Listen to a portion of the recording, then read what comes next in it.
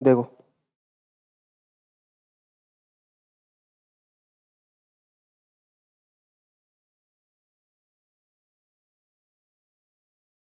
आपको कोई ऐसे पूछ ले कि जो एप्रेस्ड मेम्ब्रेन है वो नॉन एप्रेस्ड मेम्ब्रेन है, उस एप्रेस्ड मेम्ब्रेन पर मोस्टली कौन पाया जाता है?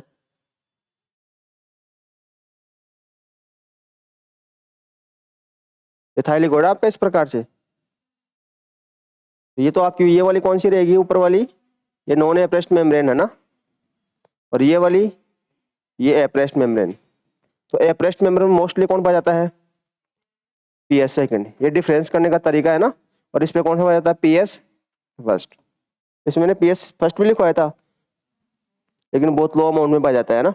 तो क्वेश्चन आए तो आपको ऐसे डिफाइन करना है कि एप्रेस्ड मेम्ब्रेन पे तो पीएस सेकंड होता है और नॉन एप्रेस्ड मेम्ब्रेन पर पीएस फर्स्ट होता है। समझ आ गया? और साइटोक्रोम साइटोक्रोम B6F कॉम्प्लेक्स, ये तो क्या होती है? इक्वली क्या होता है? डिस्ट्रीब्यूटेड होगा, इक्वल डिस्ट्रीब्यूटेड रहता है। बोल बात समझ आ गई क्या?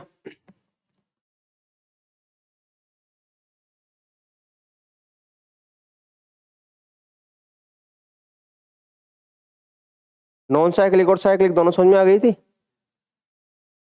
ड्रग से याद हो गए थे क्या आपको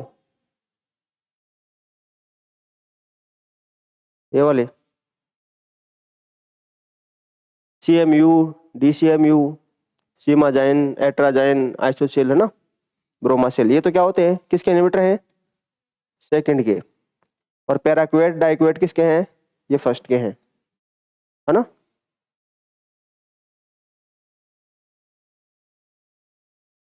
इसके बाद में आज पढ़ने वाले हैं अपन, यहाँ तो पढ़ लिया था ना अपन ने। आज पढ़ने वाले हैं किसके बारे में? डार्क रिएक्शन के बारे में।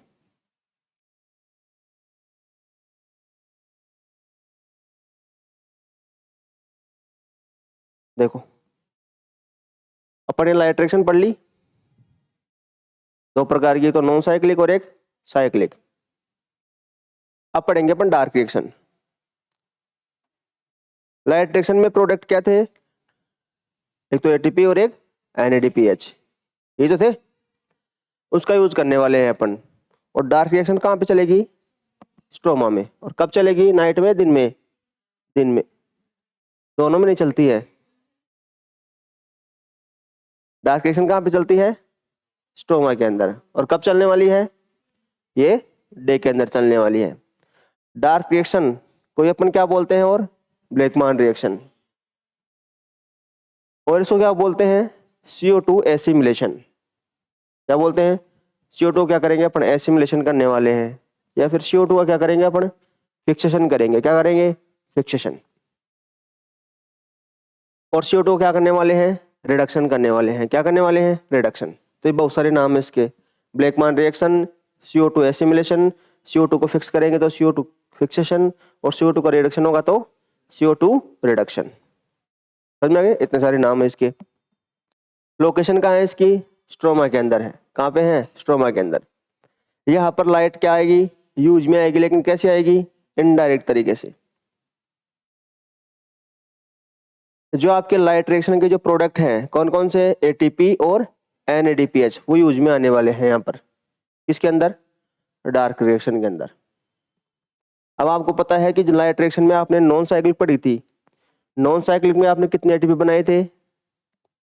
3 ATP। और NADPH 2 NADPH। लाइट रिएक्शन के अंदर, साइक्लिक रिएक्शन के अंदर 2 ATP। NADPH नहीं बनते हैं। समझ में आ गया ना? किन किन कारणों से नहीं बनते हैं मैंने बता दिए थे आपको, रीजन बता दिए थे ना आपको। अब इसके अंदर अपन पढ़ने वाले हैं तो C2 साइकिल, एक C3 साइकिल, एक C4 साइकिल और एक केम साइकिल। ये 4 साइकिल पढ़ने वाले हैं। अब C2 cycle, C3 cycle, C4 cycle और केम साइकिल। सबसे पहले पढ़ेंगे अपने कौन सी? C3 cycle. C3 साइकिल का दूसरा नाम क्या है? Calvin cycle. क्यों नाम दिया है? क्योंकि केल्विन ने क्या की थी? इसकी खोज की थी, डिस्कवरी की थी। केल्विन ने की। केल्विन के साथ साथ में और देखो और साइंटिस्ट हैं। देखो क्या नाम है? केल्विन, इसके अलावा बेंसन और बेशम। समझा गया? केल्विन, बेंसन, बेशम, इन तीनों साइंटिस्ट ने मिलकर क्या की थी, C4 साइकिल की खोज की थी। तो इनके नाम के ऊपर इनकी साइकिल का नाम हो गया है। अगला क्या है, रिडक्टिव पेंटोज फोस्फेट पाथवे, इसको बोलते हैं PPP। सुना है क्या आपने? यहां पर क्या होगा, यहां पर कोई 5 कार्बन की शुगर काम में आएगी। पेंटोज यानी क्या है, 5 कार्बन की शुगर, पेंटोज फोस्फेट 5 कार्बन की शुगर है, उसका क्या करेंगे अपने, रिडक्शन करेंगे। तो इस नाम क्या हो गया है, रिडक्टिव पेंटोज फोस्फेट पाथवे। समझ में आ गया? अगला नाम क्या है, photo synthetic carbon reduction cycle. जो कार्बन होगा कब बनेगा, फोटोसिंथेसिस के अंदर, उसका क्या करेंगे अपने, रिडक्शन करेंगे। इसलिए इसका नाम क्या हो गया, फोटोसिंथेटिक कार्बन रिडक्शन साइकिल। ये नाम किसके हैं सब, ये C3 के नाम है। किसके हैं, C3 के। कहाँ पे चलने वाली है, स्ट्रोमा के अंदर चलने वाली है। कहाँ चलने वाली है, स्ट्रोमा के अंदर। अब ये आपकी C3 साइकिल है।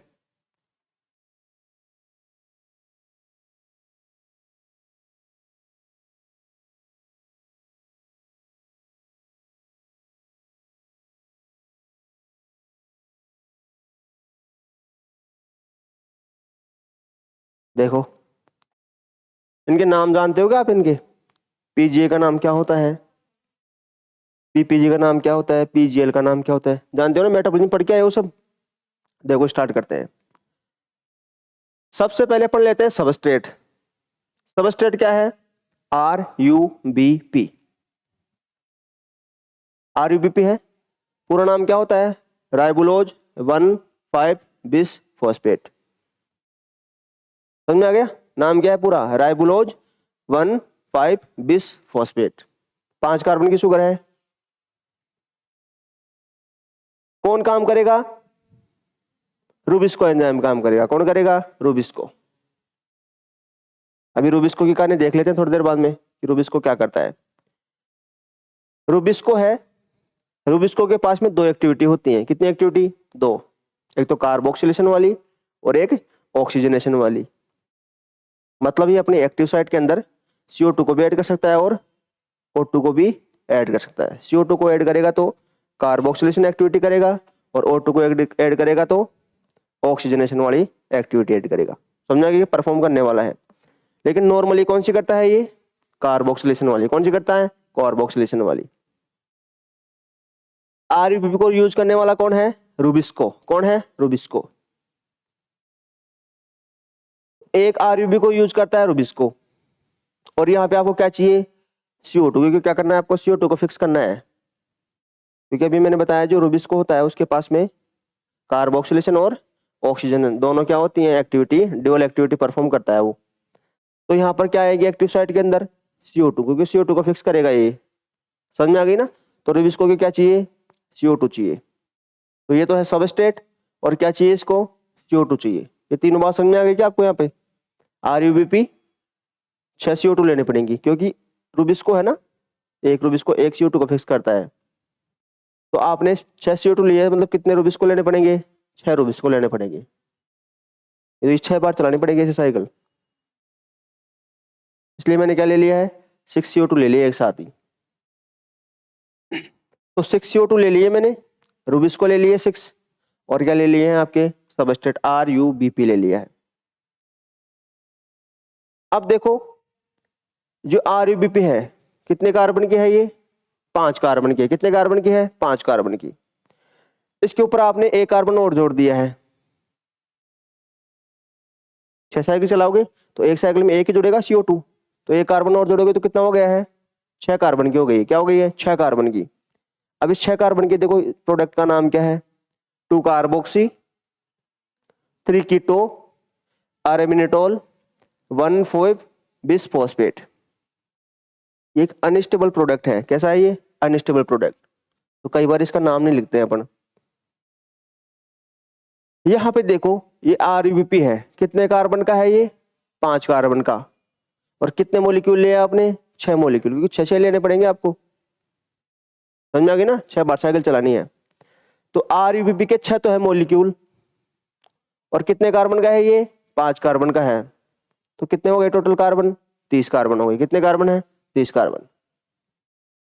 आपने 6 CO2 लिए हैं और 6 क्या लोगे आप, रूबिस्को लोगे, तो एक अनस्टेबल प्रोडक्ट बनेगा जिसका नाम क्या, देखो ये 5 कार्बन है ना, RUB कितने कार्बन लिए आपने, 5 कार्बन, और एक और जोड़ दिया आपने CO2, तो कितने हो गए, 6 कार्बन। तो ये 6 कार्बन का है, कितने कार्बन का है, 6 कार्बन के, और मॉलिक्यूल कितने हैं इसके, 6, तो कितने कार्बन हो गए, 30। यहाँ पे भी 30 थे, यहाँ पे भी 30 थे, 36 हो जाएंगे ना यहाँ पर। हाँ तभी तो मैं देख रहा हूँ कन्फ्यूजन गया, 36 हो गए, 36 कार्बन हो गए, 6 हो गए ना इसके, 6 मॉलिक्यूल और 6 कार्बन, 36 हो गए। नाम क्या है, 2 कार्बोक्सी 3 कीटो अरेबिनिटोल 1,5 बिसफॉस्फेट। अब यहां पर क्या कर लेने पड़ेंगे आपको, 6 वाटर के मॉलिक्यूल लेने पड़ेंगे, एक के लिए एक लेना पड़ेगा, तो 6 के लिए कितने लेने पड़ेंगे, 6 वाटर, और क्या बनाओगे आप, 3PGA, क्या बनाओगे, 3PGA। देखो ये कितने कार्बन का है, 6 कार्बन का, तो अपन 6 कार्बन को डिवाइड कर लेते हैं 3-3 कार्बन में, तो 3 कार्बन का कौन सा मॉलिक्यूल बनेगा आपका, PGA। ये 3 कार्बन का ही तो होता है, नाम क्या है इसका, क्या नाम देते हैं उसको, फॉस्फोग्लिसरिक एसिड। क्या नाम है इसका, फॉस्फोग्लिसरिक एसिड। 36 कार्बन थे आपके पास में, कितने कार्बन का है ये, 3 कार्बन का, कितने मॉलिक्यूल बनेंगे, 12, कितने हो गए, 36। यहाँ पे 36 है, यहाँ पे 36 है, यहाँ तक किसी की प्रॉब्लम है क्या, नहीं है। सबसे पहले क्या लिया आपने, RUBP लिया, रूबिस्को लिया, कार्बन डाइऑक्साइड ली, और क्या बना लिया आपने, एक अनस्टेबल प्रोडक्ट बना लिया, नाम क्या है, 2 कार्बोक्सी 3 कीटो अरेबिनिटोल 1,5 बिसफॉस्फेट। 6 कार्बन का है, 6 कार्बन का आपने 2-2 मॉलिक्यूल बनाए, 3 कार्बन का और 3 कार्बन का, तो 3 कार्बन का कौन सा बनाया आपका, PGA, फॉस्फोग्लिसरिक एसिड, और कितने मॉलिक्यूल लेने पड़ेंगे आपको, 12, तो यहाँ पे भी कितने कार्बन है, 36 कार्बन आपके हो जाएंगे, सही। अब ये 3PGA है, अब इसके ऊपर फॉस्फेट जोड़ना है अपन को, तो क्या लाना पड़ेगा, काइनेज, क्या लाना पड़ेगा, काइनेज। और देखो कितने नंबर पे और फॉस्फेट जुड़ गया है, 1 नंबर, ये पोजीशन के ऊपर देखो, 3 नंबर पे तो था ही, और कहाँ पे जुड़ गया है, 1 नंबर पे और जुड़ गया है, तो अब नाम हो गया इसका 1,3-BPG। इसको क्या बोलते हैं अपन, 1,3-BPG को क्या बोलते हो आप,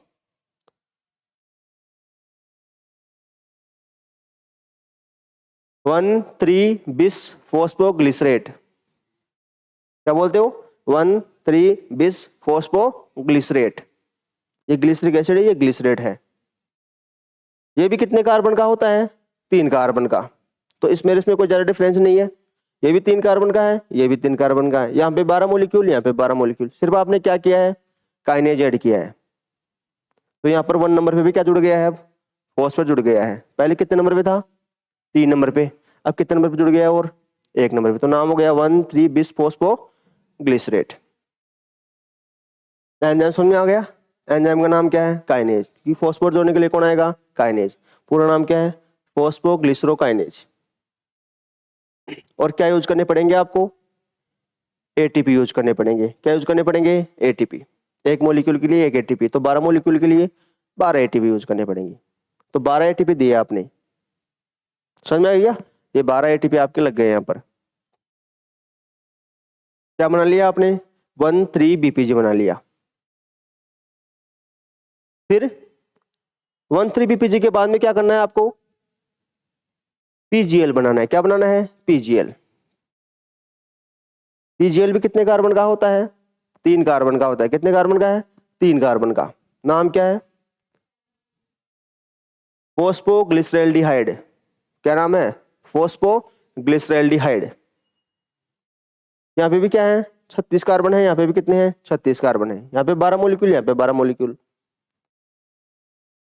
यहाँ पर क्या करना है आपको, कौन सा एंजाइम यूज लेके आना है आपका, ट्रायोज फॉस्फेट डिहाइड्रोजिनेज, क्या नाम है इसका, ट्रायोज फॉस्फेट डिहाइड्रोजिनेज, या इसी का दूसरा नाम क्या है, NADP ग्लिसरैल्डिहाइड 3 फॉस्फेट डिहाइड्रोजिनेज। नाम याद करो, इंपॉर्टेंट एंजाइम है। क्या बनाना है आपको, 1,3-BPG से क्या बनाओगे, PGL बनाओगे। एंजाइम का नाम ट्रायोज फॉस्फेट डिहाइड्रोजिनेज, ये इसको क्या बोलते हैं, NADP ग्लिसरॉल्डिहाइड 3 फॉस्फेट डिहाइड्रोजिनेज। और एक मॉलिक्यूल के लिए आपको क्या देना पड़ेगा, एक NADPH। तो 12 मॉलिक्यूल के लिए कितने देने पड़ेंगे आपको, 12 NADPH देने पड़ेंगे। तो आपकी ये 12 NADPH लग गई। क्या बना लिया आपने, फॉस्फोग्लिसरॉल्डिहाइड बना लिया, 3 कार्बन का है। अब देखो यहां से कहानी स्टार्ट होती है। यहाँ पे तो आपने क्या क्या किया है, RUBP लिया है, रूबिस्को लिया है और कार्बन डाइऑक्साइड लिया है, क्योंकि फिक्स करना है ना इसको। और क्या बना लिया आपने, एक अनस्टेबल प्रोडक्ट बना लिया जिसका नाम क्या है, 2-कार्बोक्सी 3-कीटो अरेबिनोटोल 1,5-बिसफॉस्फेट। फिर उससे आपने क्या बना लिया, 3-PGA। फिर उससे क्या बना लिया, 1,3-BPG। और उससे क्या बना लिया, PGL बना लिया। अब यहाँ पर कितने मॉलिक्यूल हैं, 12 मॉलिक्यूल है, किसके, PGL के, फॉस्फोग्लिसरॉल्डिहाइड के। अब देखो इन मॉलिक्यूल को मैं डिवाइड कर रहा हूँ, ये मैंने 4 PGL लिखे हैं यहाँ पर। 12 मॉलिक्यूल को मैं डिवाइड कैसे करूंगा, 2 मॉलिक्यूल 5 मॉलिक्यूल 3 मॉलिक्यूल 2 मॉलिक्यूल। देखो 2 तो ये रहे मॉलिक्यूल, 5 कितने हो गए, 7 मॉलिक्यूल हो गए, और 3 ये रहे 10 मॉलिक्यूल हो गए, और 2 रहे कितने हो गए, 12 मॉलिक्यूल। इस प्रकार से डिवाइडेशन कर लिया, 2 5 3 और 2। यहां तक किसी कंफ्यूजन नहीं है, समझ में आ रहा है। अब देखो क्या करना है, ये जो आपने 2 मॉलिक्यूल लिए हैं, प्रत्येक मॉलिक्यूल कितने कार्बन का है आपका, 3 कार्बन का है PGL, तो ये 3 कार्बन आएंगे सबके अंदर। अब ये जो आपने ये वाला लास्ट वाला लिया है PGL, इसको क्या करो, किस में चेंज करना है आपको, फ्रक्टोज 6 फॉस्फेट में। और ये आपने रिएक्शन पढ़ रखी है मेटाबॉलिज्म के अंदर। फ्रक्टोज 6 फॉस्फेट को आइसोमरेज की हेल्प से किस में चेंज करना है आपको, ग्लूकोज 6 फॉस्फेट के अंदर। और ग्लूकोज 6 फॉस्फेट को किस में चेंज करोगे, ग्लूकोज के अंदर। मतलब कौन सा एंजाइम काम में आया होगा यहाँ पर बताओ, फॉस्फेट को हटा दिया आपने तो कौन सा काम में आएगा, फॉस्फेटेज आएगा। कौन सा आएगा, फॉस्फेटेज आएगा कि नहीं आएगा। और आप क्या बना लो, ग्लूकोज बना लो। तो इस मॉलिक्यूल का तो काम खत्म हो गया, ये तो कंप्लीट हो गया, इससे तो ग्लूकोज बन गई, शुगर बन गई अपनी।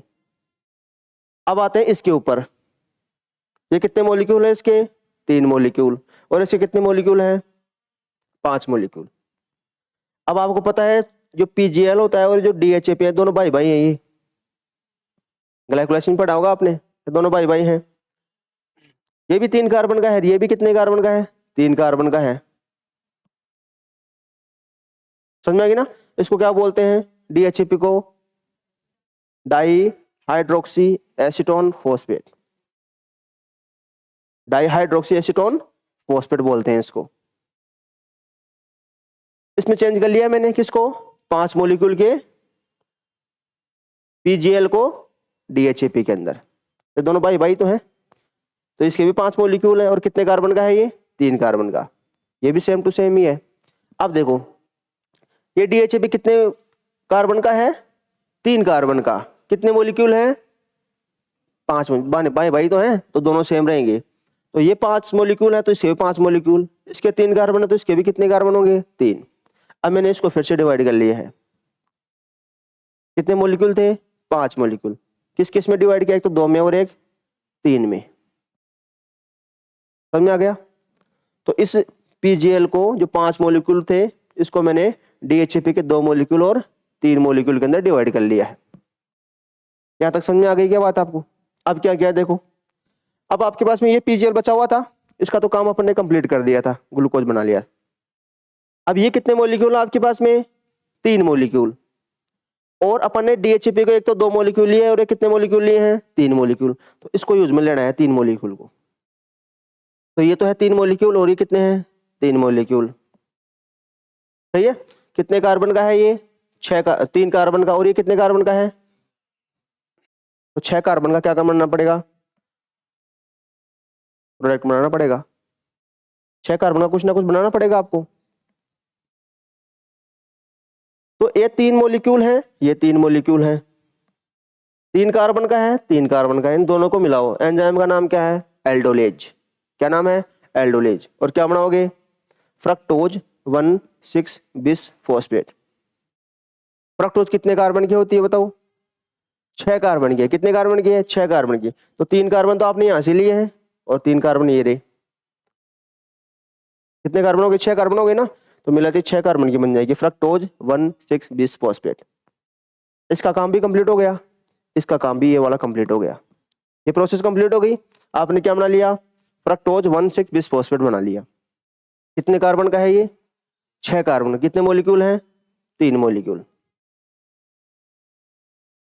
अब देखो आपने यहाँ पर कितने मॉलिक्यूल यूज में ले लिए हैं, 2 मॉलिक्यूल यूज में ले लिए हैं। कितने में से, 12 में से। कितने बचे आपके पास में, देखो 12 मॉलिक्यूल थे आपके पास में, इसमें से आपने 2 मॉलिक्यूल ले लिए काम में। कितने बच गए, 10।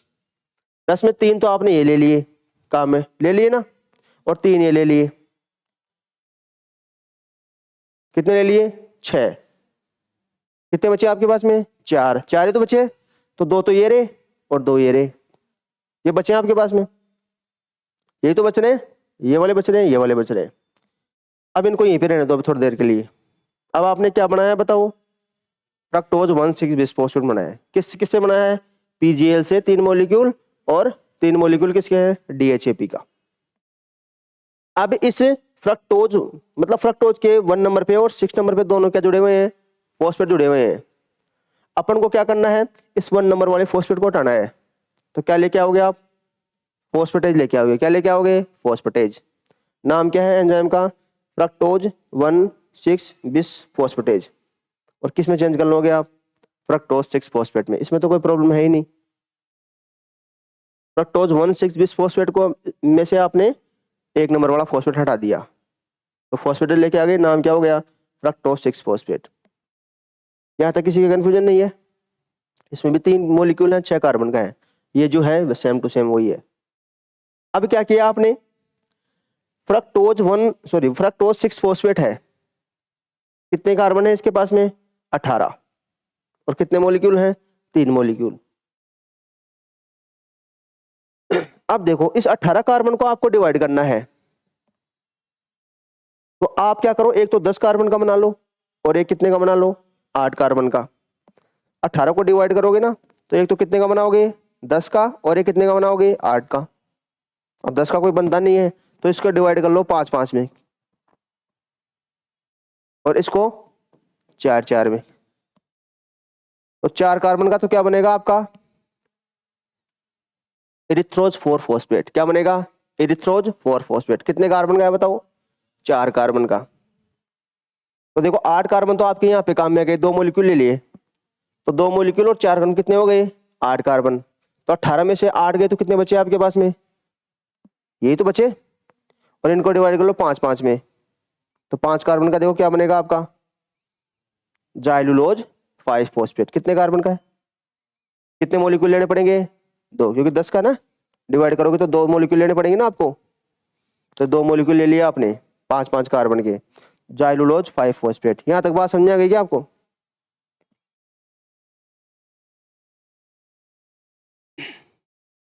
समझ में आ गई। वापस से देखो, आरयूबीपी है, आरयूबीपी में आपने क्या मिलाया है, रोबिस्को, और क्या लिया है, CO2। क्या बनाया आपने, एक अनस्टेबल प्रोडक्ट बनाया है। 5 कार्बन तो ये रहा, एक कार्बन आपने ये दी CO2, तो कितने कार्बन हो गए, 6। और नाम क्या है इसका, 2 कार्बोक्सी 3 कीटो अरेबिनेटोल 1,5 बिस फॉस्फेट। उसके बाद में आप क्या बनाओगे, वाटर देके 3 PGA। क्या बनाओगे, 3 PGA, 3 फॉस्फोग्लिसरिक एसिड। इसके बाद में आप क्या दोगे, काइनेज। क्या दोगे, काइनेज। एंजाइम काम करेगा, और आप क्या देने पड़ेंगे आपको, ATP। एक मॉलिक्यूल के लिए 1 ATP दोगे तो 12 मॉलिक्यूल के लिए 12 ATP मिलेंगे आपको। ये आप 12 ATP दोगे तो आपका PGA किस में चेंज हो जाएगा, 1,3-BPG में। और 1,3-BPG को चेंज किस में करोगे, PGL में। एंजाइम का नाम ट्राइओज फॉस्फेट डिहाइड्रोजनेज, या फिर नाम क्या है, NADP ग्लिसरैल्डिहाइड 3 फॉस्फेट डिहाइड्रोजनेज। और यहाँ पर आपको 12 NADPH देने पड़ेंगे।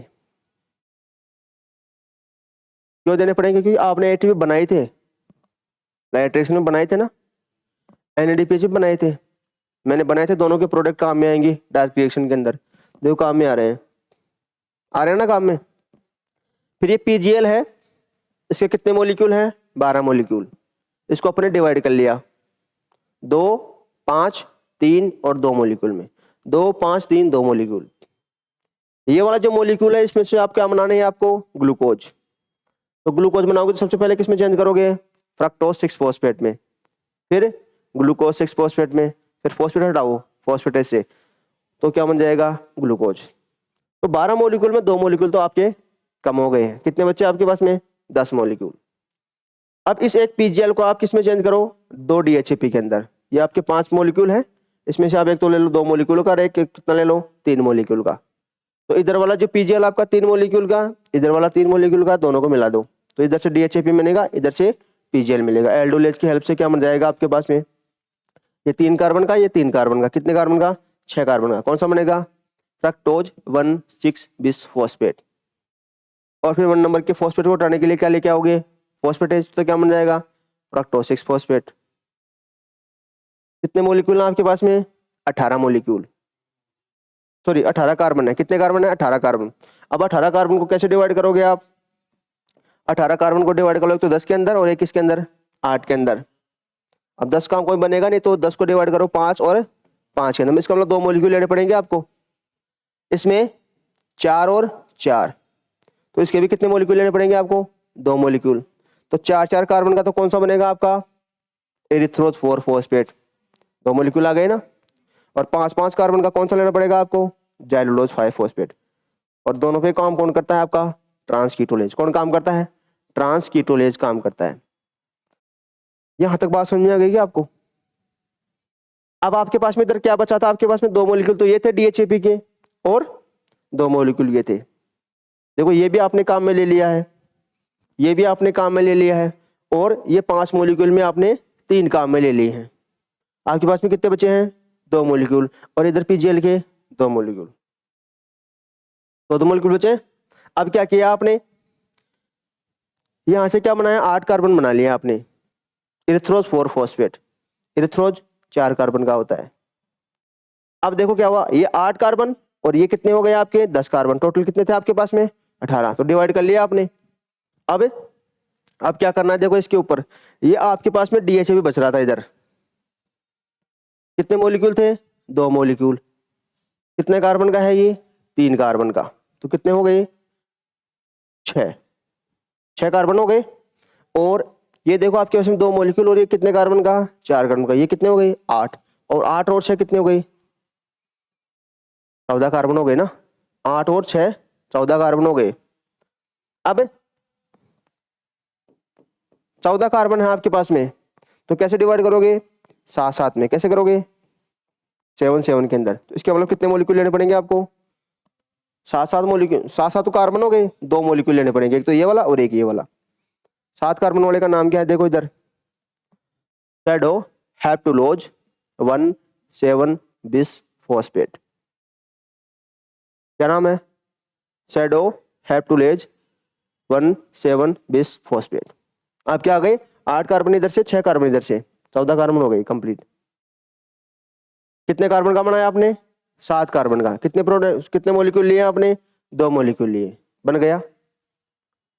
अब आपके पास में इधर क्या बचा है? सिर्फ यही बचा है। इसका भी काम हो गया ना। अब आपके पास में 2 मॉलिक्यूल बचे हैं, किसके? पीजीएल के। अब देखो ये मैंने क्या करना है, स्यूडोहेप्टुलोज 1,7 बिस फॉस्फेट है, इसमें 1 नंबर का फॉस्फेट मेरे को हटाना है इधर से। तो क्या लेके आओगे? फॉस्फेटेज लेके आओगे। क्या लेके आओगे?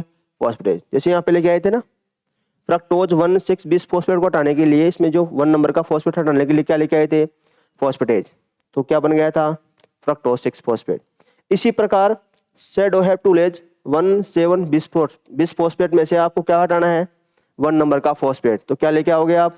फॉस्फेटेज। क्या बन जाएगा? स्यूडोहेप्टुलोज 7 फॉस्फेट बन गया। वो के वही कार्बन है आपके, 2 मॉलिक्यूल, 7 कार्बन, 14 कार्बन। यहाँ पे कोई प्रॉब्लम नहीं है, चेंज ही तो किया है। अब क्या करना है? आपके पास में देखो इधर क्या बचे हुए थे? 2 मॉलिक्यूल बचे हुए थे, किसके? पीजीएल के। इनको तो अपने काम में ले लिया सबने। अब ये जो आपका स्यूडोहेप्टुलोज 7 फॉस्फेट है, कितने कार्बन का है ये?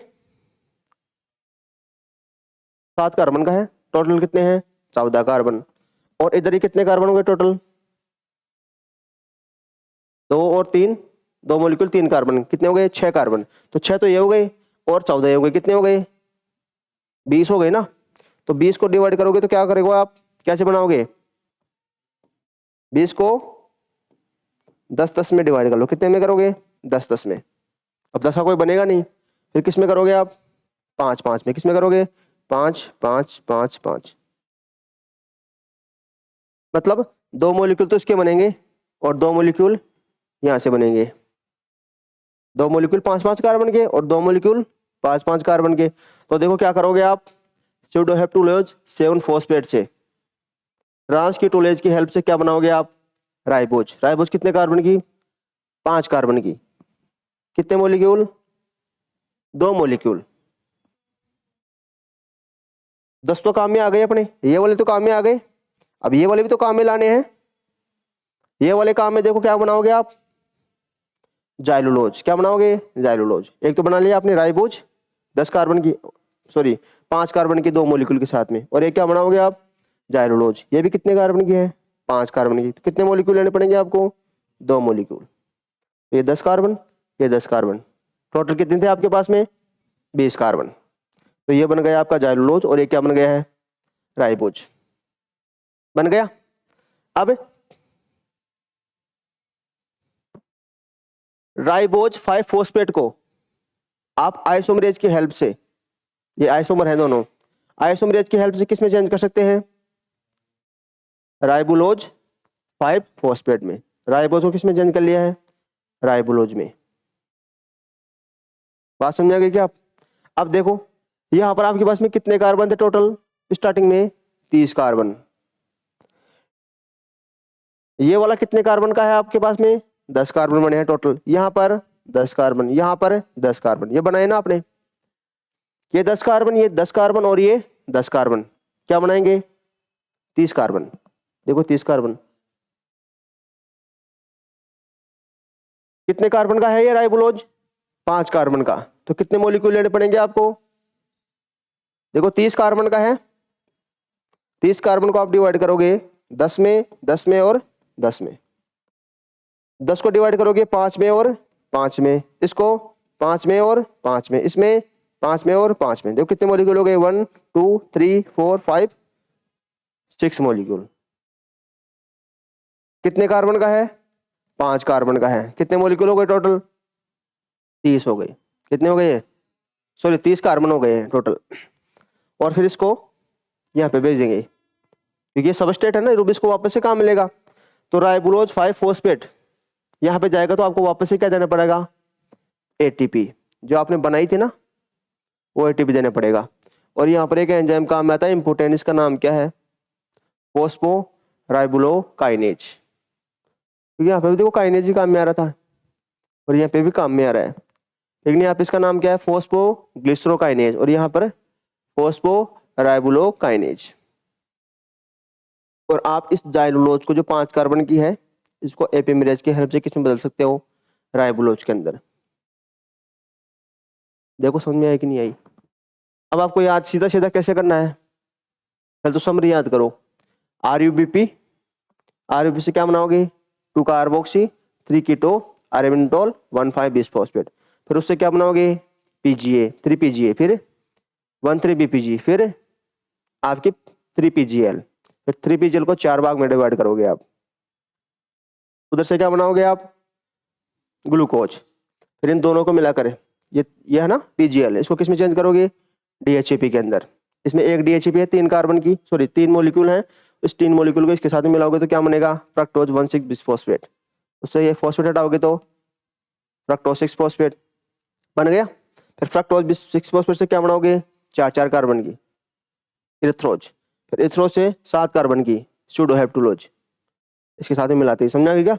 और स्यूडोहेप्टुलोज 1,7 से क्या हटाओगे 1 नंबर वाला, तो क्या चाहिए फॉस्फेटेज, क्या बनेगा स्यूडोहेप्टुलोज 7 फॉस्फेट।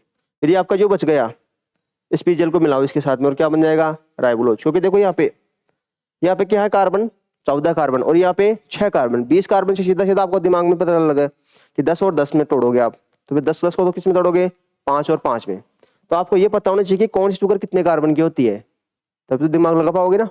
जैसे कि देखो ये है एरिथ्रोज, ये 4 कार्बन की है, इसमें यहाँ पे 5 कार्बन ऐड नहीं हो सकते क्योंकि है ही कितने कार्बन की, 4 कार्बन की। स्यूडोहेप्टुलोज 7 कार्बन की है, कितने कार्बन की है, जाइलोलोज 5 की, राइबोज 5 की। बात समझ आ गई क्या? देखो इसको एक अच्छी तरह से एक बार,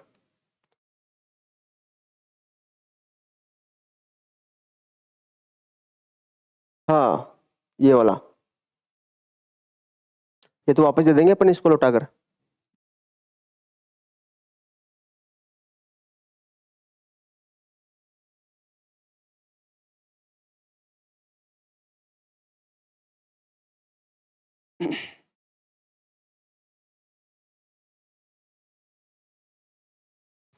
एक बार याद हो जाएगी ना तो फिर भूलने वाले नहीं हो आप इसको।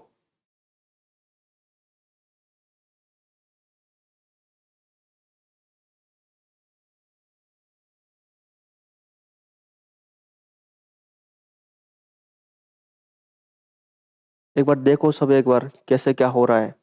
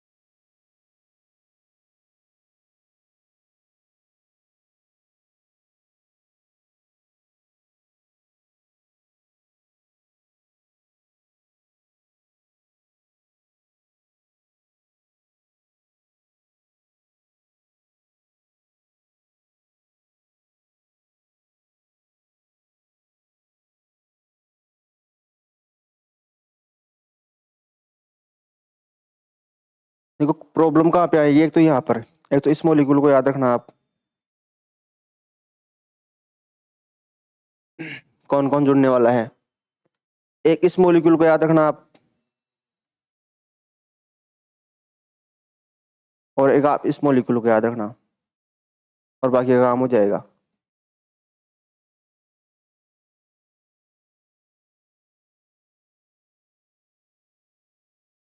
ये 3 स्टेप आपको समझ में आ गई ना, तो रिएक्शन समझ में आ जाएगी।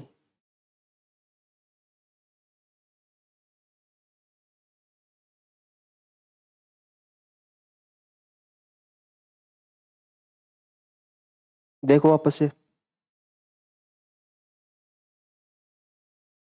वापस से बताना है क्या इसको, देख लो एक बार कहाँ कहाँ पे कार्बन कैसे कैसे डिवाइड हो रहा है, एक बार चेक करो सब। यहाँ से क्वेश्चन आता है 100%।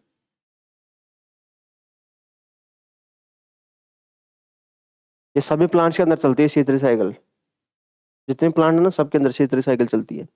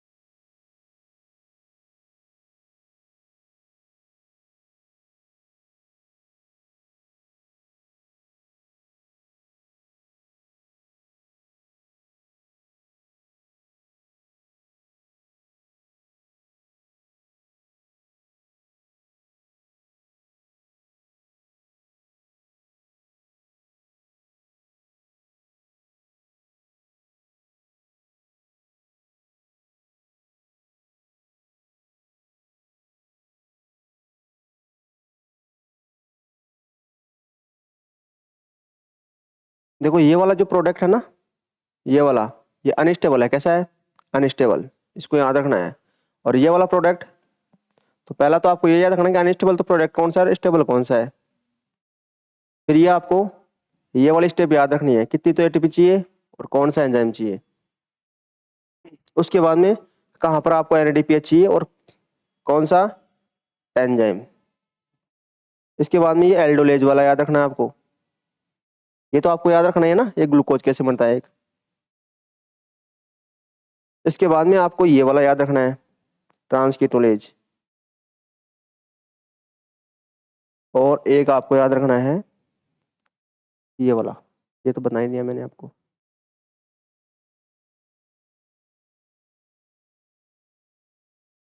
ये वाली आपको स्टेप याद रखनी है, ये जो मैं स्टार लगा रहा हूँ ना, ये वाली।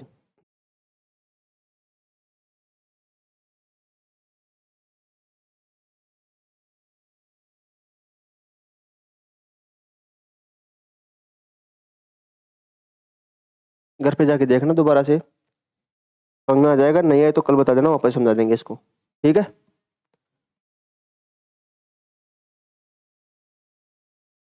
देखो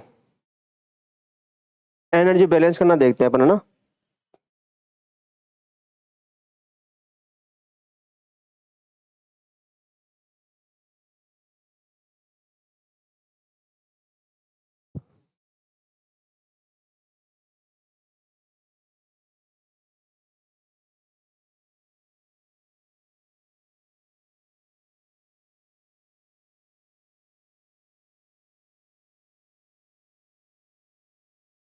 देखो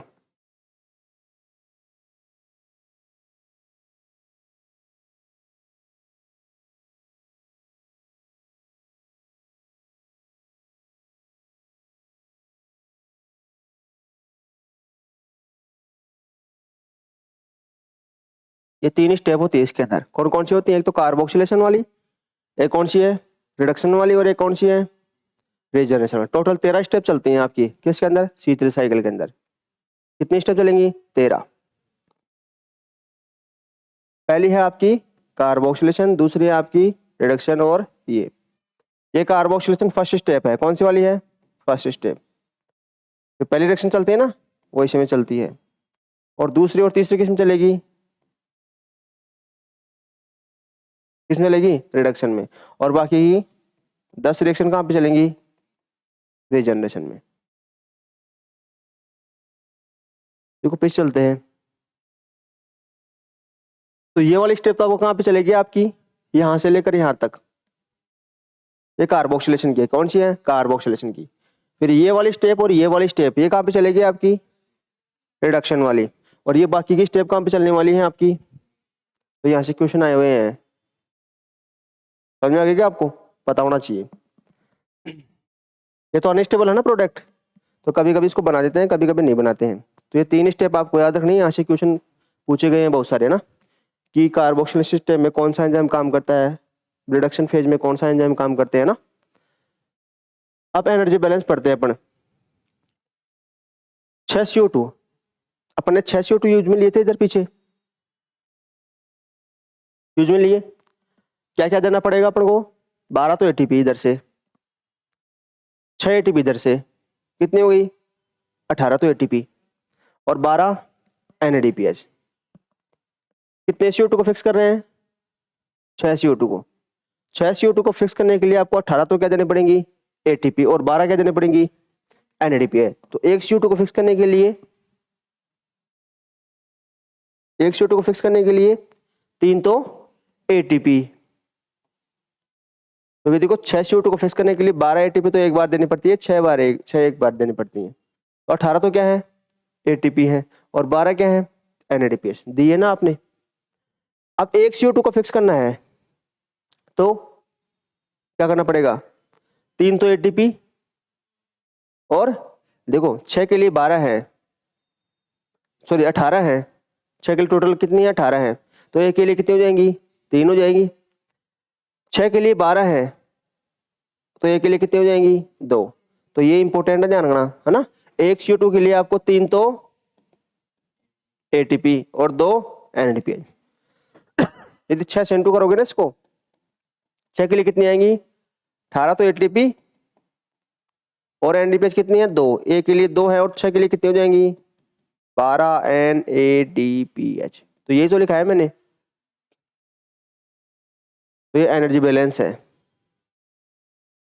ये तीनों आपको समझ में आ गई, कार्बोक्सिलेशन, रिडक्शन और रीजनरेशन। तो पहली स्टेप कौन सी है, जो पहली रिएक्शन चलती है ना वो तो किसकी होगी कार्बोक्सिलेशन की, दूसरी और तीसरी चलेगी वो रिडक्शन की, और बाकी 10 कौन सी हैं रीजनरेशन की फेज है। समझ में आ गई, एंजाइम मैंने आपको लिखवा दिए हैं। फिर देखते हैं पर रेगुलेशन, रेगुलेशन भी तो करना है, किसके द्वारा होता है लाइट के द्वारा रेगुलेशन होगा, और यहाँ पर 5 एंजाइम काम में आते हैं। पहला तो कौन सा आएगा रूबिस्को, कौन सा आएगा रूबिस्को। दूसरा कौन सा है NADP ग्लिसरॉल्डिहाइड 3 फॉस्फोडिहाइड्रोजनेज, नाम पढ़ा है ना भी आपने। अगला कौन सा है फ्रक्टोज हेप्टुलोज 1,7 बिसफॉस्फेटेज, ये भी पढ़ा है आपने। अगला है सूडो हेप्टुलोज 1,7 बिसफॉस्फेटेज, ये भी फॉस्फेटेज काम में आ रहा है। और एक लास्ट वाला कौन सा था फोस्फोराइबोलोकाइनेज। इसमें सबसे इंपॉर्टेंट कौन सा है आपका रूबिस्को। अब ये नाम आपको याद रहे तो ठीक है, नहीं रहे तो कोई दिक्कत नहीं है, लेकिन रिएक्शन याद हो जाएगा ना तो ये नाम भी आपको याद हो जाएंगे, है ना। और रिएक्शन याद नहीं हुई तो फिर ये नाम भी याद नहीं होंगे। और C3 साइकिल सबको आनी चाहिए, बहुत इंपॉर्टेंट है। घर पे जाके इन स्टेप को देखना, क्वेश्चन निकालोगे ना आप, इन स्टेप के क्वेश्चन निकाल के देखना आप कि कौन कौन से एंजाइम वहां पे काम में आते हैं। समझ में आ गई क्या। देखो अपन जो दूसरा तीसरा और चौथा और पांचवा ये वाले एंजाइम है ना, रूबिस्को को छोड़ दो एक बार आप, ये दूसरा वाला तीसरा वाला चौथा वाला और पांचवा वाला, इन एंजाइम की चर्चा कर रहे हैं। 2, 3, 4, 5 इन एंजाइम का जो एक्टिवेशन होता है वो कौन सिस्टम के द्वारा होता है फेरोडॉक्सिन, यहां से आता है क्वेश्चन। दूसरा तीसरा चौथा और पांचवा आपके 4 एंजाइम थे, उनका जो एक्टिवेशन होता है किसके द्वारा होता है फेरोडॉक्सिन थायरोडॉक्सिन सिस्टम के द्वारा, इसको शॉर्ट में बोलते हैं FDTRX सिस्टम। अब जहां पर भी आपको नाम लिखा हो जाए इसका मतलब समझना ये किसकी बात कर रहा है, ये थायरोडॉक्सिन सिस्टम की बात कर रहा है। तो 4 एंजाइम है, उनका जो एक्टिवेशन है रेगुलेशन है वो किसके द्वारा किया जाएगा फेरोडॉक्सिन थायरोडॉक्सिन सिस्टम के द्वारा किया जाएगा। कैसे किया जाएगा देखो इधर, जब लाइट आएगी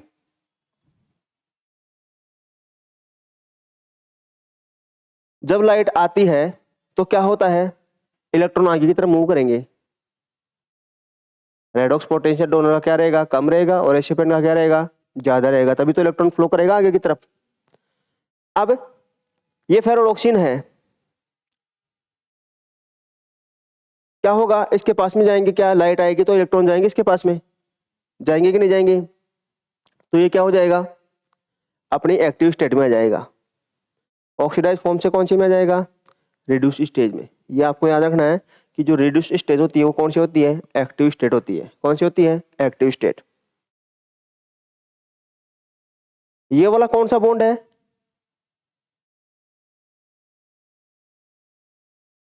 ये डाइसल्फाइड बॉन्ड है, नहीं पता क्या, ये डाइसल्फाइड बॉन्ड है। ये वाला बॉन्ड कौन सा है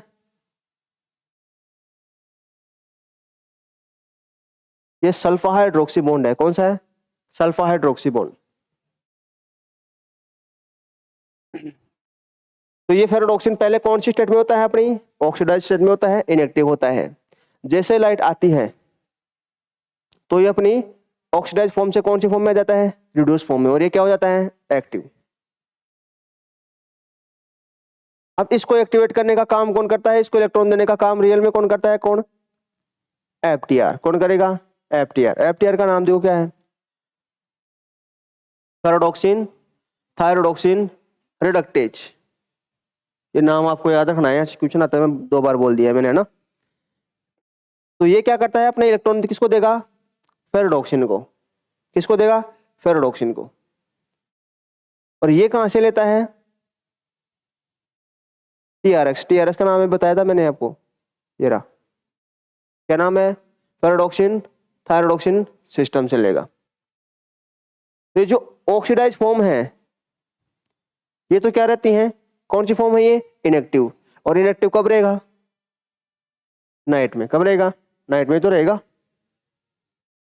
जब लाइट नहीं आएगी तो कैसे रहेगा, एक्टिव।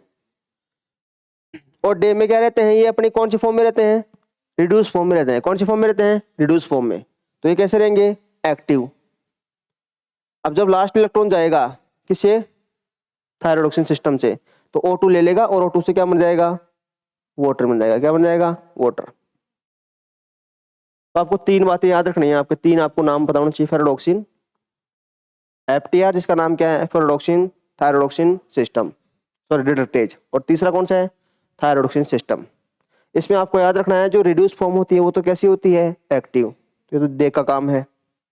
और जो आपकी ऑक्सीडाइज फॉर्म होती है वो कैसी होती है, इनएक्टिव, तो किसका काम है, नाइट में होगा वो काम। क्यों होगा नाइट में, तो लाइट नहीं है, और नाइट में आपका डार्क रिएक्शन चलने वाली नहीं है। पढ़ क्या रहे हैं अपन, डार्क रिएक्शन तो पढ़ रहे हैं, C3 साइकिल तो पढ़ रहे हैं। तो C3 C4 केम साइकिल C2 ये सब क्या है, ये डार्क रिएक्शन तो है एक प्रकार से। तो डार्क रिएक्शन वैसे नहीं चलेगी। तो ये सब कौन सी फॉर्म में रहते हैं बताओ, ऑक्सीडाइज फॉर्म में रहेंगे। लेकिन जब लाइट आएगी तो ये कौन सी फॉर्म में जाएंगे, रिड्यूस फॉर्म में। और फेरोडॉक्सिन से कहाँ, बेरोडॉक्सिन किससे लेगा, FTR से लेगा। FTR कहाँ से लेगा, TRX से लेगा। इस प्रकार से काम होगा। तो ये फॉर्म आपको पता होना चाहिए, तीन एंजाइम है, सॉरी ये आपके नाम है तीन, दो एंजाइम के, इनका पता होना चाहिए। तो एक तो है फेरोडॉक्सिन, दूसरा कौन सा है, फेरोडॉक्सिन थायरोडॉक्सिन रिडक्टेज, और तीसरा कौन सा है, थायरोडॉक्सिन। और आपको याद आना चाहिए कि जो आपके रिड्यूस फॉर्म होती है वो तो क्या होती है, एक्टिव, और जो आपकी ऑक्सीडाइज फॉर्म होती है वो क्या होती है, इनएक्टिव। बात समझ आई ना। ये तो दूसरा नंबर का, तीसरे नंबर का, चौथे नंबर का और पांचवें नंबर का जो एंजाइम है उनका क्या हो गया है, एक्टिवेशन। आपको ये सिर्फ तीन नाम याद रखने हैं। नाइट में तो क्या रहेंगे, इनएक्टिव, कौन सी फॉर्म में, ऑक्सीडाइज फॉर्म में। और कौन सा है, सल्फाइड बॉन्ड है, डाइसल्फाइड बॉन्ड है ना। और दिन के अंदर क्या रहेंगे, ये अपने कौन सी फॉर्म में रहेंगे, रिड्यूस फॉर्म में। और कैसे रहेंगे, एक्टिव। कौन सा बॉन्ड है, सल्फा हाइड्रोक्सी ग्रुप है ना। अब पढ़ लेते हैं अपन किसके बारे में, रूबिस्को के बारे में। यहां से भी क्वेश्चन आता है रूबिस्को से।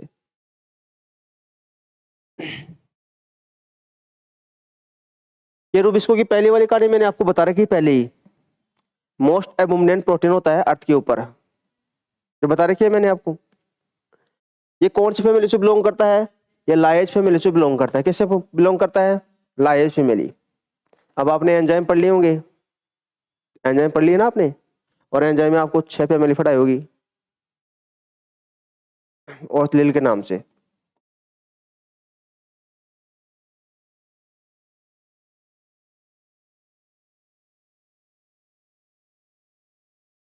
छह फैमिली पढ़ी होगी आपने। ऑक्सीडोरेटेज नाम सुना है क्या आपने, और ट्रांसफरेज, हाइड्रोलेज, फिर लाइएज, आइसोमरेज, और एक कौन सी है, लाइपेज। लाइपेज थोड़ी ना है,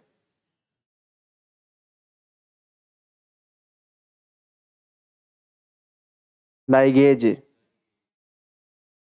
एक तो लाइएज और एक लाइगेज। तो जो लाइएज फैमिली है, ये फैमिली है आपकी 6 प्रकार की एंजाइम की। तो आपका जो रूबिस्को होता है वो कौन सी फैमिली से बिलोंग करता है, लाइएज फैमिली से बिलोंग करता है। इसके पास में देखो एक्टिविटी कौन सी है, carboxy dismutase activity, chemical activity पाई जाती है इसके अंदर। ये 2 प्रकार से फंक्शन कर सकता है। इसके पास में डबल एक्टिविटी होती है, मैंने बताया था, एक तो कार्बोक्सिलेशन की भी और एक ऑक्सीजनेशन, दोनों एक्टिविटी हो सकते हैं। मतलब ये अपने एक्टिव साइट के अंदर CO2 भी ऐड कर सकता है और ऑक्सीजन को भी ऐड कर सकता है। लेकिन ज्यादा प्रेफर किसको करता है, CO2 को, कार्बोक्सिलेशन एक्टिविटी ज्यादा करता है। लेकिन ऑक्सीजन की यदि ज्यादा कंसेंट्रेशन हो जाए कंपेरिजन टू CO2 तो कौन ऐड होने लग जाएगा, O2। वैसे देखो नॉर्मल क्या होता है, जैसे ये आपका रूबिस्को है, ये आपका रूबिस्को है, ये इसकी एक्टिव साइट है। इस एक्टिव साइट के अंदर CO2 भी क्या कर सकता है, बाइंड हो सकता है, और O2 भी बाइंड हो सकता है। नॉर्मली कौन बाइंड होता है, CO2 बाइंड होता है। लेकिन यदि ऑक्सीजन की कंसंट्रेशन ज्यादा हो जाए, हाई हो जाए, तो अब ये CO2 ऐड होने होकर क्या होगा, O2 क्या हो जाएगा, ऐड हो जाएगा। बात समझ आ गई क्या? तब वो कौन सी एक्टिविटी करेगा, फिर ऑक्सीजनेशन वाली एक्टिविटी करेगा। नॉर्मली कौन सा करता है वो, कार्बोक्सिलेशन वाली एक्टिविटी करता है। इसका मतलब इसके पास में दो एक्टिविटी है, एक तो कौन सी एक्टिविटी है, कार्बोक्सिलेशन वाली, और एक कौन सी है, ऑक्सीजनेशन वाली। कार्बोक्सिलेशन एक्टिविटी के द्वारा क्या करता है, ये CO2 को ऐड करता है, और ऑक्सीजन एक्टिविटी के द्वारा क्या करता है, ये O2 को ऐड करता है। तो अभी थोड़ी देर पहले आपने पढ़ी थी कि जो RUBP था, सबस्ट्रेट था 5 कार्बन का, राइबोलोज 1,5 बिसफॉस्फेट था नाम इसका। इसके साथ में आपने एक ऑक्सीजन सॉरी CO2 यूज की थी, 6 के लिए 6 की थी ना आपने, तो एक के लिए एक ही करोगे आप। तो देखो 5 कार्बन और एक कार्बन, कितने कार्बन हो गए, 6 कार्बन। आपने क्या बनाया था, ग्लूकोज बनाया था कि नहीं बनाया था, बनाया था ना, तो फूड का फॉर्मेशन हो जाएगा, ग्लूकोज बन जाएगी। लेकिन यदि ये ऑक्सीजनेशन एक्टिविटी करता है तो किसको ऐड करेगा, ये O2 को, और O2 को ऐड करेगा तो 5 कार्बन रहेंगे आपके पास में, कितने कार्बन रहेंगे, CO2 तो है ही नहीं ना, तो 6 कार्बन का तो कुछ बनेगा ही नहीं, तो आपके पास में 5 कार्बन रहेंगे, 1 2 3 4 5 ऐसे। अब 6 कार्बन से तो आपने क्या बनाया था, PGA बनाया था ना, PGL बनाया था, 3 कार्बन का। यहाँ पे कुछ बनेगा ही नहीं, यहाँ पे एक तो क्या बना सकते हो आप, 3 कार्बन का PGA बना सकते हो। अब ये 2 कार्बन कहाँ जाएंगे, 2 कार्बन का कोई प्रोडक्ट नहीं है, प्रोडक्ट तो बनेगा लेकिन क्या नहीं होगा,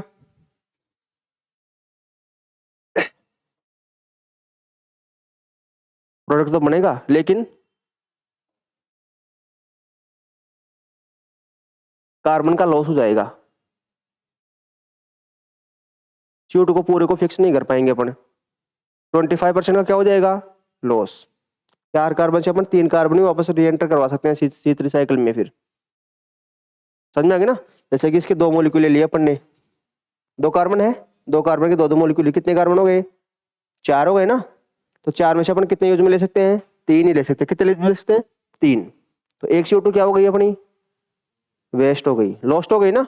तो 4 कार्बन से एक कार्बन क्या हो जाएगा, लॉस्ट हो जाएगा। मतलब कितनी CO2 का लॉस हो गया, 100 में से 25% का क्या हो गया, अपने को लॉस हो गया है। समझ में आ गई क्या बात, ऐसे लॉस हो जाता है, किसकी वजह से, ऑक्सीजन के जुड़ने से। लेकिन ये जुड़ेगा CO2 तो तब तो 2 अपन क्या बना लेंगे, PGA बना लेंगे आराम से, है ना, तो लॉस नहीं होगा। लेकिन यदि क्या हो गया है, ऑक्सीजन ऐड हो जाएगा, तो आपके पास में 5 कार्बन की क्या रहेगा, RUBP रहेगा। तो 3 कार्बन का तो आप क्या बना लोगे, PGA बना लोगे। लेकिन 2 कार्बन ये काम में नहीं आते, फिर आगे आएंगे, लेकिन क्या हो जाएगा, लॉस हो जाएगा अपने को। समझ में आ गया ना, CO2 एक क्या हो जाएगी, रिलीज हो जाएगी, 4 मॉलिक्यूल में तो 1 मॉलिक्यूल रिलीज हो जाएगी। तो 25% का क्या हो जाएगा, लॉस।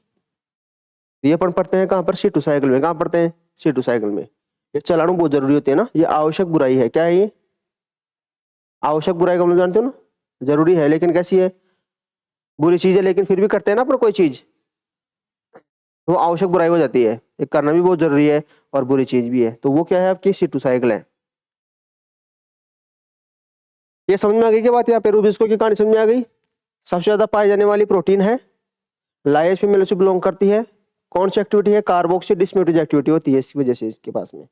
और ये ड्यूल एक्टिविटी करता है, कार्बोक्सिलेशन और ऑक्सीजनेशन। ये CO2 को भी ऐड कर सकता है और ऑक्सीजन को भी ऐड कर सकता है। नाम क्या है देखो रूबिस्को का, राइबोलोज 1,5 बिसफॉस्फेट, ये तो RUBP का ही नाम हो गया। अब देखो ये C, इसका मतलब ये कौन सी एक्टिविटी इसके पास में, कार्बोक्सिलेशन वाली। O का मतलब इसके पास में कौन सी एक्टिविटी है, ऑक्सीजनेज वाली। ये दोनों एक्टिविटी है इसके पास में, समझ आ गई क्या बात। तो ये रूबिस्को का पूरा नाम हो गया। उसके बाद में अभी आपने थोड़ी देर में पढ़ा है कि जब लाइट आती है तो ये वाला सिस्टम एक्टिवेट होता है, थायरोडॉक्सिन सिस्टम एक्टिवेट किया था ना अभी आपने पीछे। ये रहा, ये कौन सा सिस्टम है, थायरोडॉक्सिन सिस्टम। अब आपने 4 एंजाइम तो पढ़ लिए ये वाले, तो अब कौन सा पढ़ रहे हैं अपन, रूबिस्को पढ़ रहे हैं, तो 4 एंजाइम को तो एक्टिवेट करवा लिया आपने लाइट की वजह से। अब ये जो फेरोडॉक्सिन थायरोडॉक्सिन सिस्टम है, ये किसको एक्टिवेट करता है आगे जाकर? रूबिस्को एक्टिवेट को। इसको रूबिस्को एक्टिवेट को क्या करेगा? ये एक्टिव करेगा। कौन? आपका फेरोडॉक्सिन थायरोडॉक्सिन सिस्टम। अब ये रूबिस्को एक्टिवेट क्या हो गया है? एक्टिव हो गया है। और ये जाकर किसको एक्टिवेट करता है? रूबिस्को को। किसको एक्टिवेट करता है? रूबिस्को। तो जब लाइट आएगी तभी क्या होगा? रूबिस्को एक्टिवेट होगा। रूबिस्को कहाँ पे पाया जाता है? स्ट्रोमा में। बताया था ना आपको, स्ट्रोमा में क्या पाया जाएगा? रूबिस्को पाया जाएगा। देखो लाइट आएगी तब ये वाला सिस्टम एक्टिवेट होगा, फिर रूबिस्को एक्टिवेट होगा और रूबिस्को क्या हो जाएगा? एक्टिव हो जाएगा।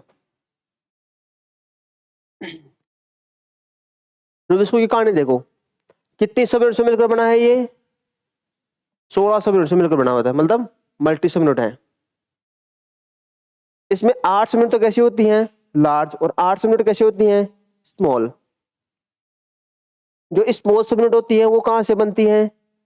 न्यूक्लियस से। कहां से बनती है? न्यूक्लियस से। और जो लार्ज सब यूनिट होती है वो कहां से बनती है? क्लोरोप्लास्ट से। क्या बोला मैंने? रूबिस्को कितनी सब यूनिट से मिलकर बना है? टोटल कितनी सब यूनिट है? 16 सब यूनिट है।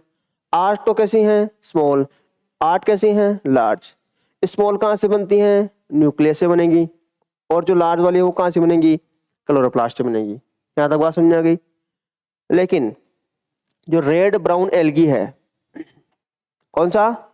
रेड ब्राउन एल्गी, इसके अंदर जितनी भी सब यूनिट हैं वो कहां से बनती हैं?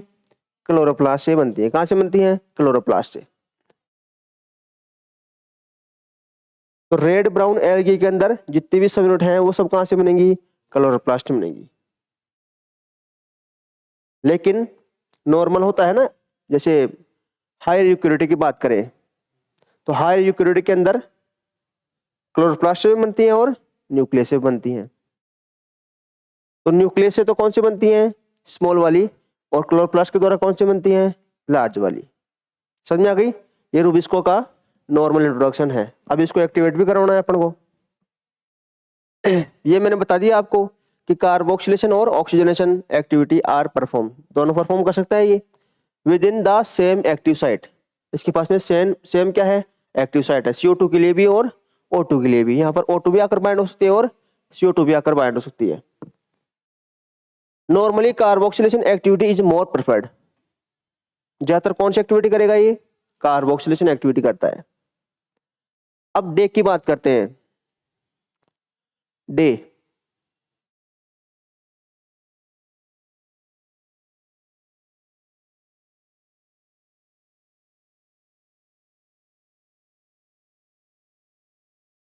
नाइट को पहले यहाँ पे नाइट क्यों लिखा है? क्योंकि रूबिस्को को क्या करवा दिया अपन ने? इनएक्टिव करवा दिया है। तो देखो ड्यूरिंग नाइट, इधर क्या लिख रखा है? डे लिख रखा है ना, सही है। ड्यूरिंग नाइट, नाइट में क्या होगा? दिमाग लगाओ। जब लाइट आ रही थी तब आपके जो प्रोटॉन है वो कहां से कहां आ रहे थे? स्ट्रोमा से कहां पे आ रहे थे?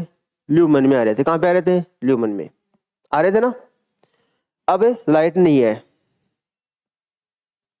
लाइट नहीं है तो स्ट्रोमा से ल्यूमन में नहीं आएंगे। तो क्या होगा? स्ट्रोमा में क्या होगा? स्ट्रोमा के अंदर क्या होगा? पीएच क्या हो जाएगा? कम। इसका मतलब H+ क्या हो जाएंगे? ज्यादा। यही तो बात है। क्योंकि अब क्या नहीं हो रहा है? आपके जो प्रोटॉन है वो स्टोमा से कहां पे नहीं आ रहे हैं? ल्यूमेन में नहीं आ रहे थाइलेकोइड के। तो अब स्टोमा के अंदर क्या हो गया है? प्रोटॉन क्या हो गए हैं? बढ़ गए हैं। इसका मतलब पीएच क्या हो गई है? कम हो गई है। और मैग्नीशियम भी क्या हो गए हैं? कम हो गए हैं। इसका कारण भी बताता हूँ आगे मैं। मैग्नीशियम कम हो गए तो पीएच भी कम और Mg+ भी कम है। तब क्या होता है? इस रूबिस्को की जो एक्टिव साइट है यहां पर आके एक इनहिबिटरी शुगर बाइंड करती है। कौन आकर बाइंड करती है? Inhibitory sugar. इनहिबिटरी शुगर का देखो नाम क्या है? 2 कार्बोक्सी अरेबिनोटोल 1 फॉस्फेट। इसको बोलते हैं CaP1। क्या बोलते हैं? Ca, ऐसे बोलते हैं इसको, Ca1P, कार्बोक्सी आर्बिनिटोल 1 फॉस्फेट। और याद रखने के लिए इसको केप बोल देते हैं। क्या बोल देते हैं? केप, CaP। समझ आ गई क्या बात? क्या बताया मैंने? pH कम हो गया है, मतलब प्रोटॉन क्या हो गए हैं आपके? बढ़ गए हैं। मैग्नीशियम भी क्या है? कम है। pH कम, मैग्नीशियम कम।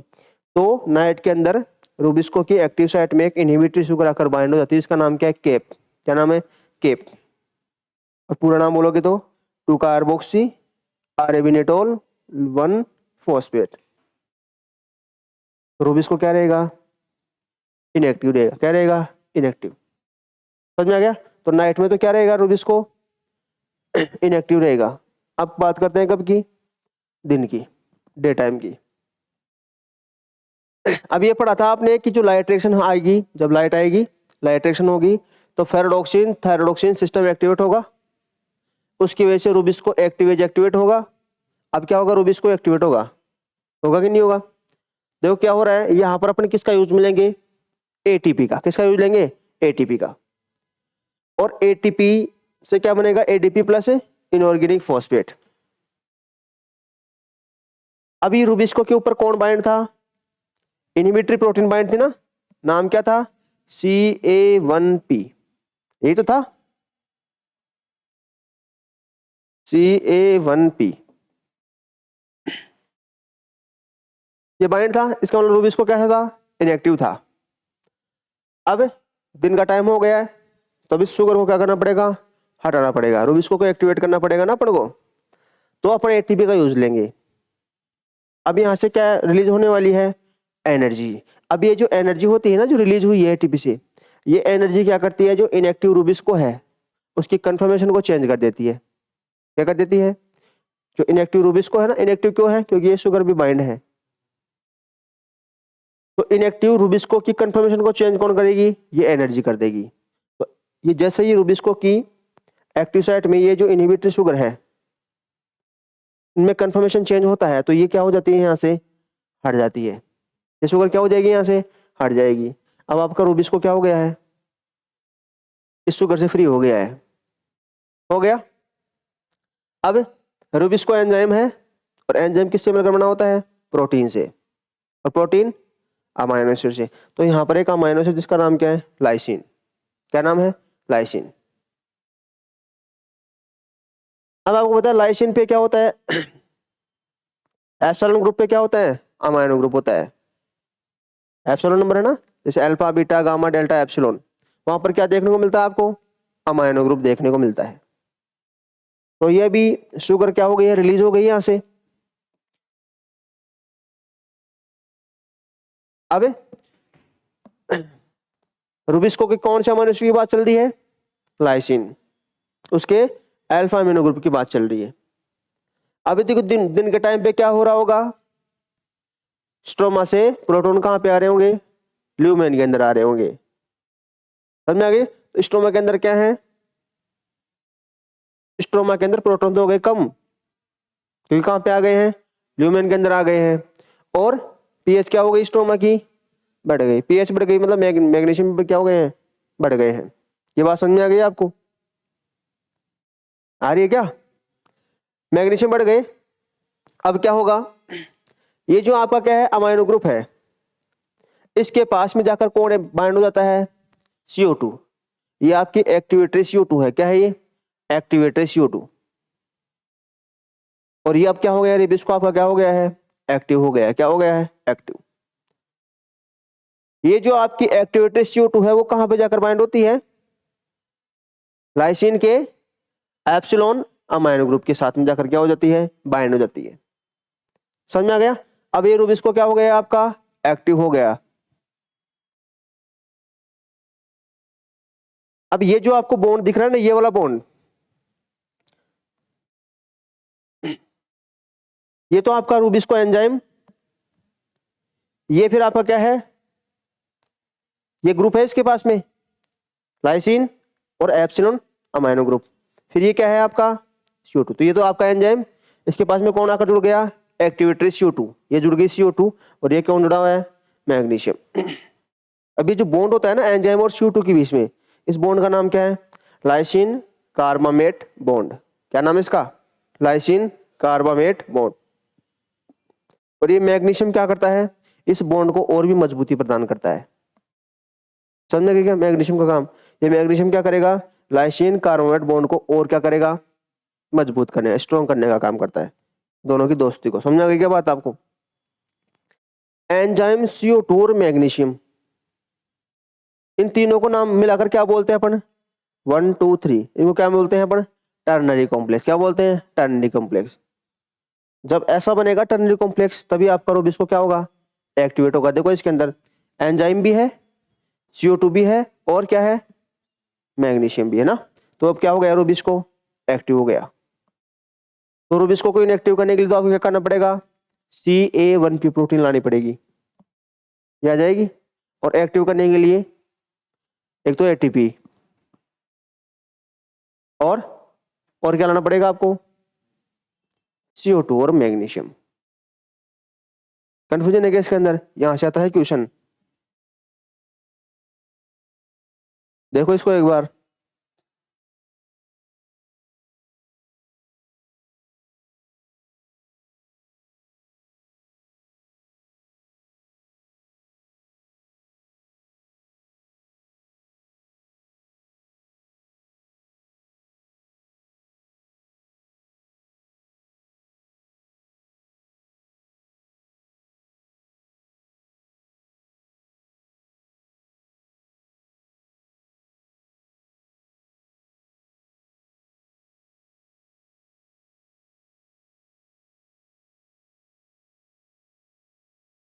चले आगे,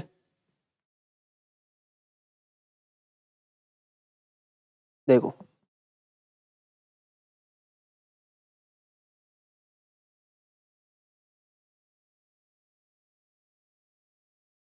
ये आपका क्या है, ये थाइलेकोड बनाया मैंने, क्या बनाया है, थाइलेकोड। ये थाइलेकोड का ल्यूमेन होगा, ये थाइलेकोड की मेम्ब्रेन होगी, और बाहर की तरफ क्या होगा, ये तो आप पढ़ते हो ना अच्छी तरीके से। इसका मतलब ये तो क्या है, ल्यूमेन, ये क्या है, स्ट्रोमा, और ये क्या है, थाइलेकोड की मेम्ब्रेन। अब आपको पता है जब लाइट आती है तो फोटो सिस्टम सेकंड के ऊपर आएगी, क्वांटासोम है ये गोला क्या बनाया मैंने, क्वांटासोम। कितने पिगमेंट होते हैं, 280 पिगमेंट। क्लोरोफिल के कितने मॉलिक्यूल,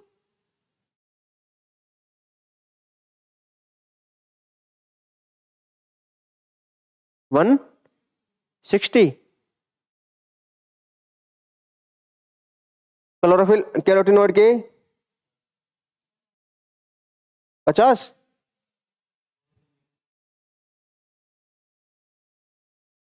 और क्लोरोफिल बी के 70, और क्लोरोफिल ए के 160। 280 हो गए टोटल। अब ये क्लोरोफिल ए है, उसमें जो 160 मॉलिक्यूल है उनमें से एक क्या करता है, रिएक्शन सेंटर का काम करता है। क्या करेगा, रिएक्शन सेंटर का, ये बता रखा है मैंने। अब समझ में आ गई क्या बात आपको। तो जब लाइट आएगी तो आपके प्रोटॉन कहां से कहां पे आएंगे, स्ट्रोमा से ल्यूमेन में आएंगे, और इलेक्ट्रॉन फ्लो करते हुए किसके पास में जाएंगे, पैराडॉक्सिन के पास में जाते हैं ना। पीएस सेकंड से कहां पे जाते हैं, सबसे पहले कहां पे जाएंगे, थियोफाइटिन के पास में। फिर नॉन साइकिल की बात करें तो फिर थियोफाइटिन से कहां पे जाते हैं, प्लास्टोक्विनोन ए, फिर प्लास्टोक्विनोन बी, फिर प्लास्टोक्विनोन BH2, है ना, PQBH2 बताया। उसके बाद में साइटोक्रोम B6F कॉम्प्लेक्स, उसके बाद में प्लास्टोसाइनिन PC, उसके बाद में PS फर्स्ट, उसके बाद में A0, A1, A2, FES, फिर FD, फिर FNR, और फिर वहां से क्या होता है, NADP से क्या बनता है, NADPH। ऐसे तो चलेगा काम। तो प्रोटॉन इधर से इधर आ गए। अब जब प्रोटॉन आते हैं अंदर की तरफ ल्यूमेन में, तो मैग्नीशियम बाहर तरफ जाते हैं। ये आपको पॉइंट याद रखना है। कि जब प्रोटॉन अंदर की तरफ आते हैं तो उनको बैलेंस करने के लिए मैग्नीशियम कहाँ पे जाते हैं, बाहर, क्योंकि प्रोटॉन अंदर ज्यादा हो गए हैं तो पॉजिटिव चार्ज बढ़ गया है, तो मैग्नीशियम क्या हो जाएंगे, बाहर की तरफ चले जाएंगे। बात समझ आ गई क्या आपको? तो ये वाली बात है आपको याद रखनी है। ये आपकी कौन सी साइकिल हो गई है, C3 साइकिल। कौन सी साइकिल, C3 साइकिल। अब बताओ कंफ्यूजन हो तो कहीं पे?